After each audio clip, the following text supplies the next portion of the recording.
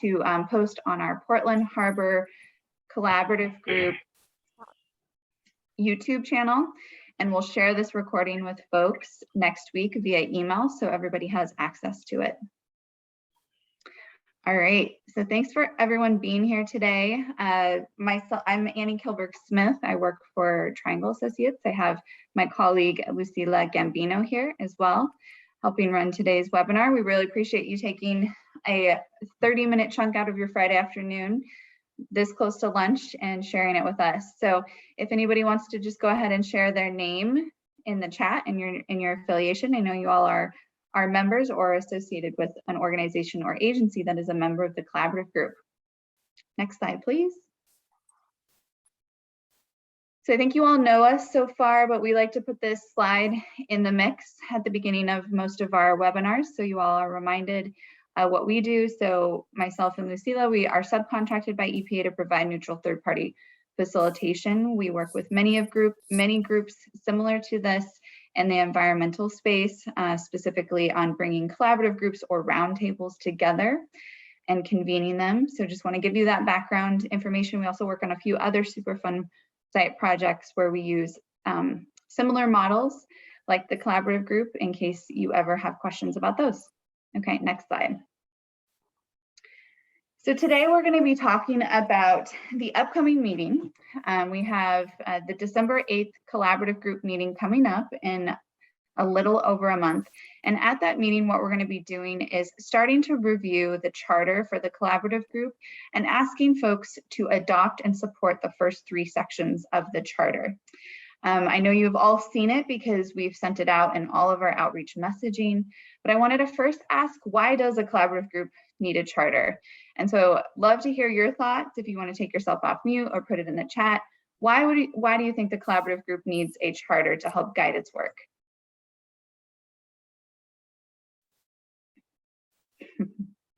We've got a quiet group today. Okay, well, here's a couple reasons. And just so you know, this collaborative group charter has been developed by the folks that are at the table. So it helps clarify purpose, it provides direction to folks, it defines the members, their roles and their responsibilities, and it also creates boundaries. What are we going to talk about within the collaborative group, but also what are we not going to talk about within the collaborative group? Okay, next slide. Oh.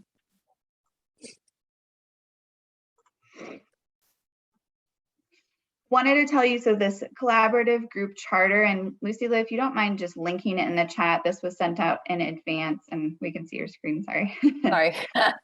No worries. And I can link it too if you want me to. I have it. Okay. We have sent this draft charter out numerous times. I want to emphasize that it is a draft charter. It is still in draft form and is still up for feedback and revision.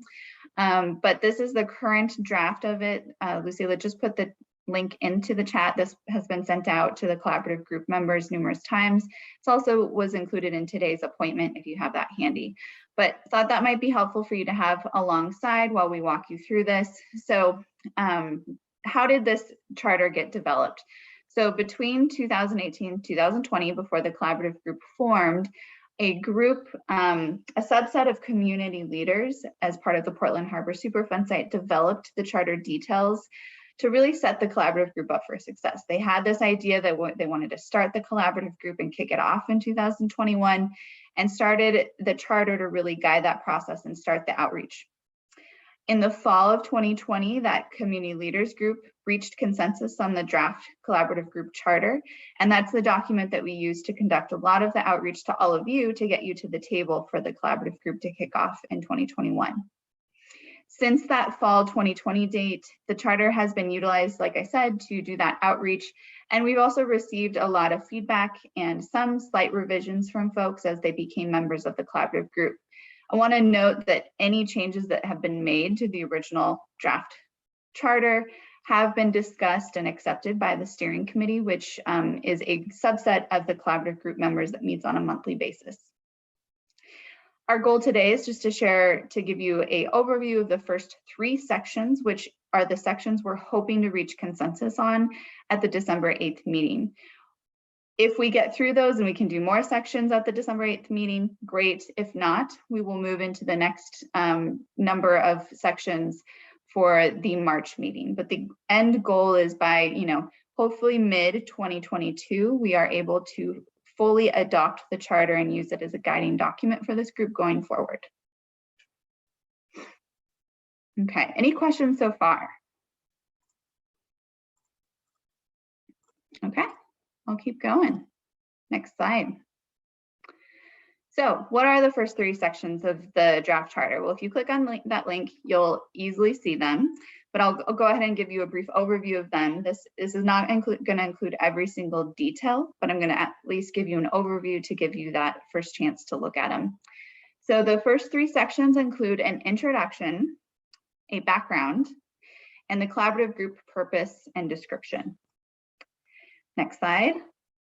So the introduction includes, it just includes a couple paragraphs. It's really short, basically on how the document was developed, just basically the timeline that I just went over with all of you, as well as highlighting that the charter is a living document.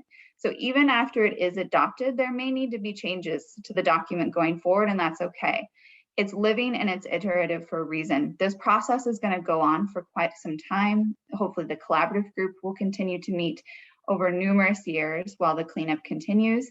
And so we're going to have to make updates and changes to it as the group evolves and moves down that cleanup process. Next slide.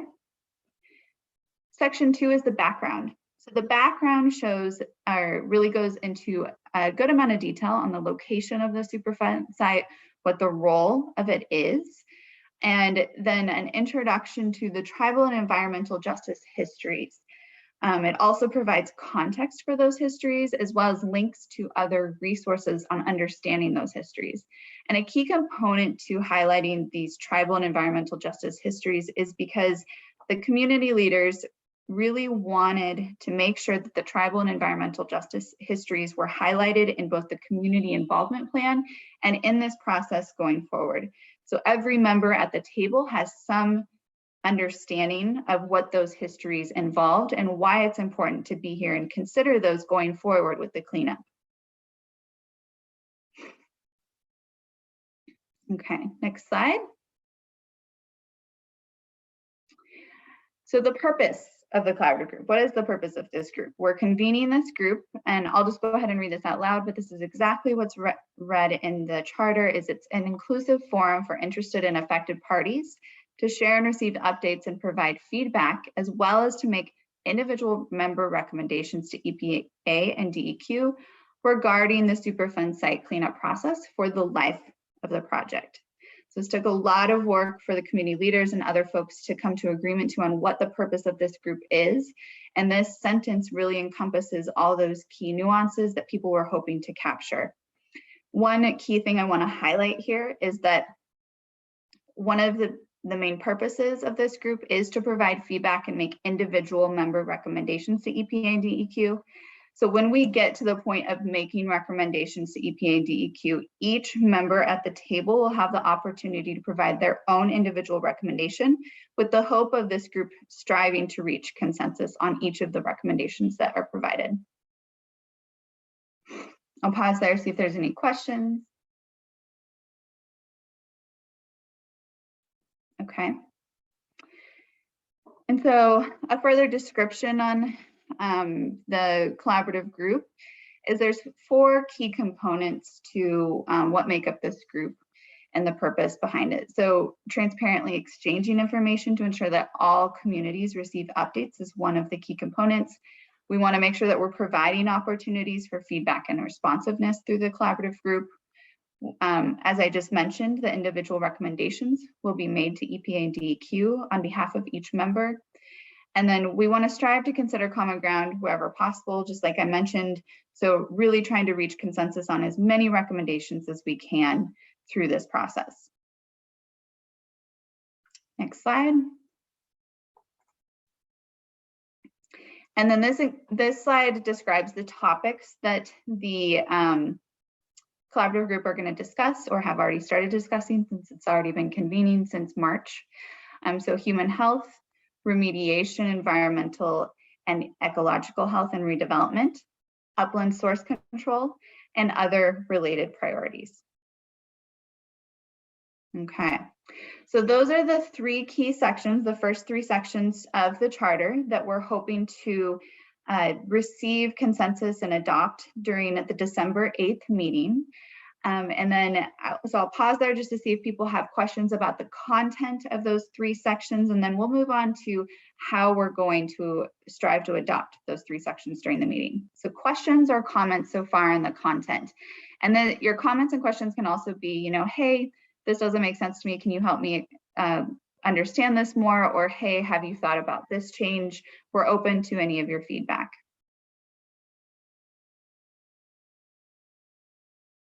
Okay, so clear as glass for everybody, right? Okay, hopefully.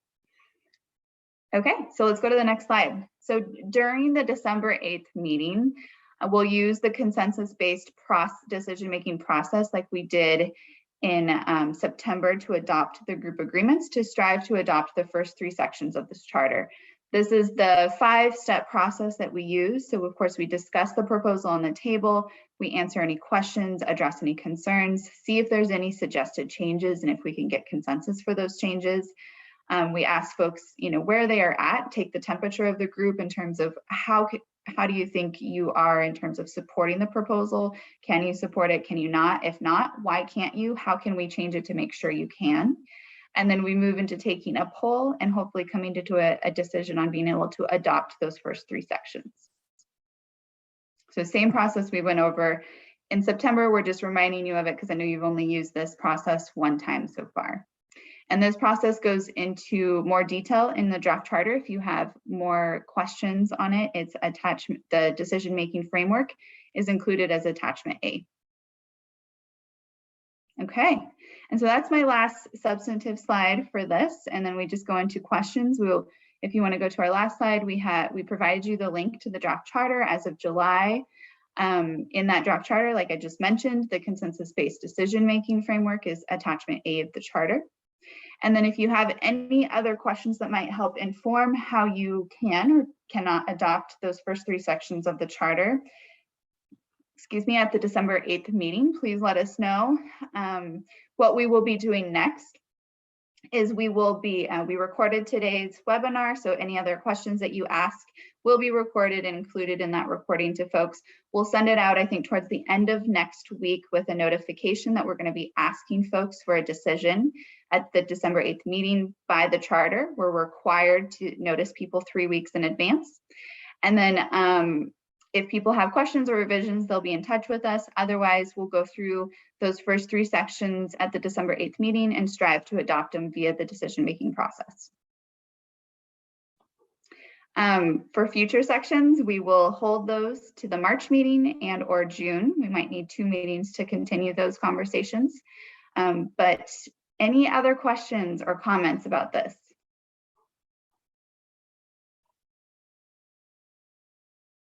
Great, thanks Courtney, thanks Todd. Okay. Well, hopefully that was clear and hopefully you have all the resources you need to be able to support and adopt it at the December 8th meeting. Please feel free to be in touch with us if otherwise. And with that, we'll go ahead and wrap up the recording and make sure this gets out to all the members next week.